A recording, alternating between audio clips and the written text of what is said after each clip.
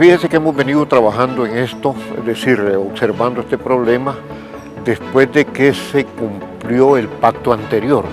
El pacto anterior fue el pacto por los acuerdos de paz, ¿verdad? En el año 92, o sea, ya hace 22 años. Al terminar, al concluirse el acuerdo de paz de 1992, el país prácticamente se preguntó, ¿y ahora qué hacemos? Porque el pacto de los acuerdos de paz se cumplió relativamente pronto.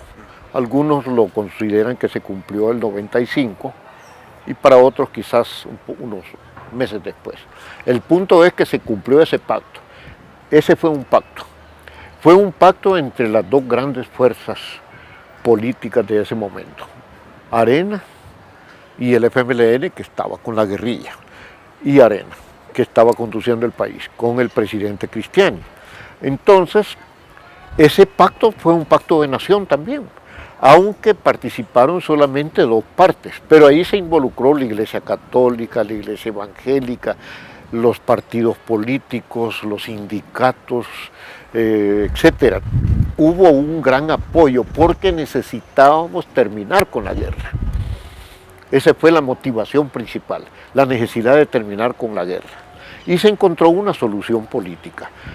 Y para ello incluso se reformó la Constitución. Pero hay que decir que ese pacto se hizo en el marco de una guerra, y en la cual Arena y el Frente estaban armados. El Frente presionaba militarmente por los acuerdos y Arena también presionaba al FMLN para llegar a acuerdos.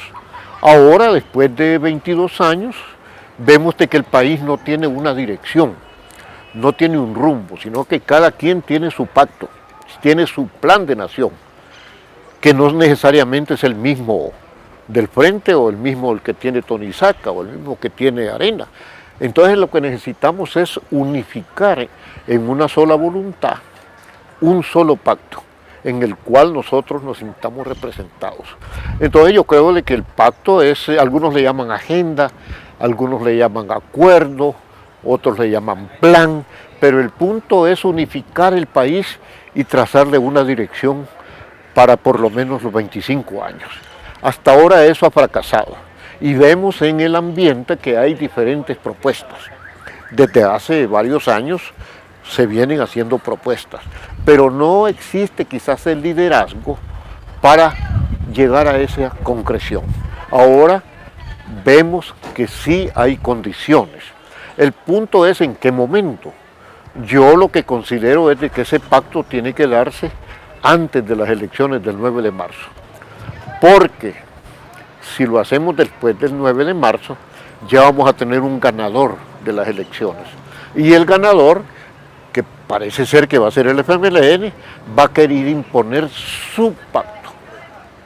Y Arena va a querer imponer su pacto. Entonces vamos a seguir en la misma circunstancias que hemos venido, o sea, en el mismo círculo vicioso en el que no hay acuerdo, pero ya hay voluntades expresas, tanto del FMLN como de Arena, que hablan de hacer un acuerdo de nación. Los acuerdos de paz fueron acuerdos esencialmente políticos, la reforma de la Constitución, pero no se trató el problema de los acuerdos económicos y sociales, eso no se tocó, quedó pendiente.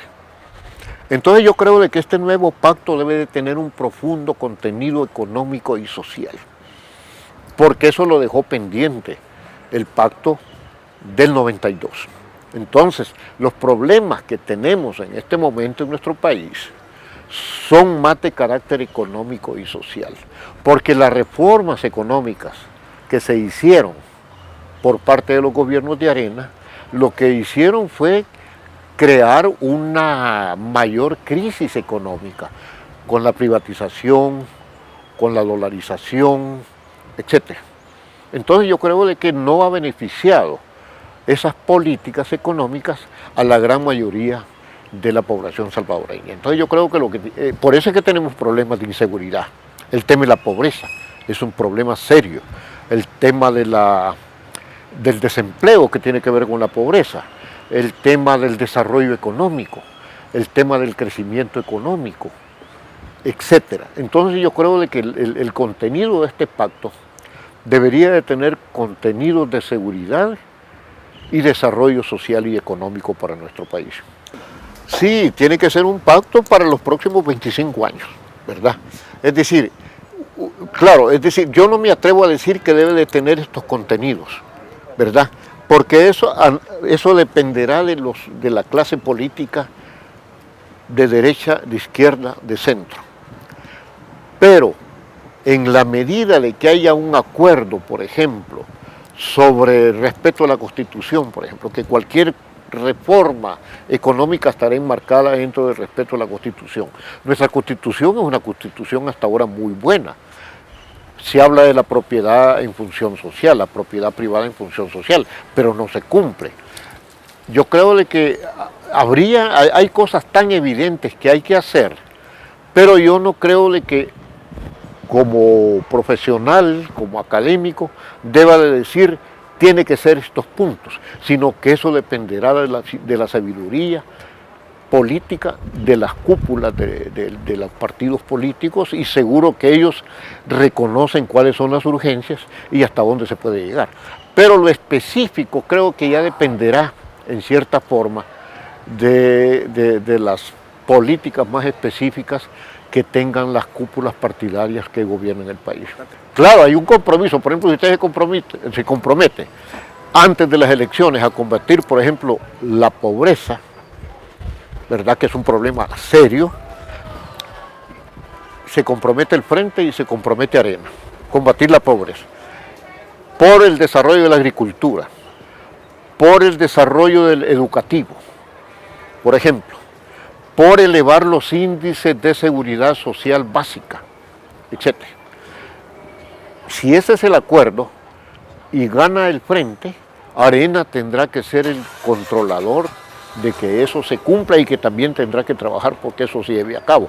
Y también toda la nación, porque estas dos grandes fuerzas, las dos grandes fuerzas políticas y electorales en este momento, son capaces de aglutinar tras de sí a una gran mayoría de la nación salvadoreña para implementar esas políticas de seguridad y desarrollo, como le digo, para los próximos 25 años. Mire, es bien difícil decirlo, ¿verdad? Pero yo creo de que Arena va a reducir la ventaja que tiene el Frente. Eso es lo que yo veo. Porque el problema es de que el Frente no tenía un plan B. El Frente, el FMLN, apostó por la primera vuelta. Y al apostar por la primera vuelta y no ganarla, pues obviamente da la impresión que hay cierto vacío en la propaganda del FMLN. Sin embargo, la motivación de Arena, yo no le estoy diciendo que quiere que gane Arena, la motivación de Arena es vencer al Frente, porque fue derrotado en la primera vuelta. Y yo creo de que la derecha arenera es una derecha muy lista, inteligente, el que puede generar una buena movilización como lo estamos viendo. Yo creo que va a ganar el Frente, si es que no sucede algo extraordinario. Hay cosas, fíjese, la cuestión de Venezuela está incidiendo en nuestro país. Está insistiendo la propaganda de la derecha en el tema venezolano. Y está claro de que estamos relacionados con Venezuela.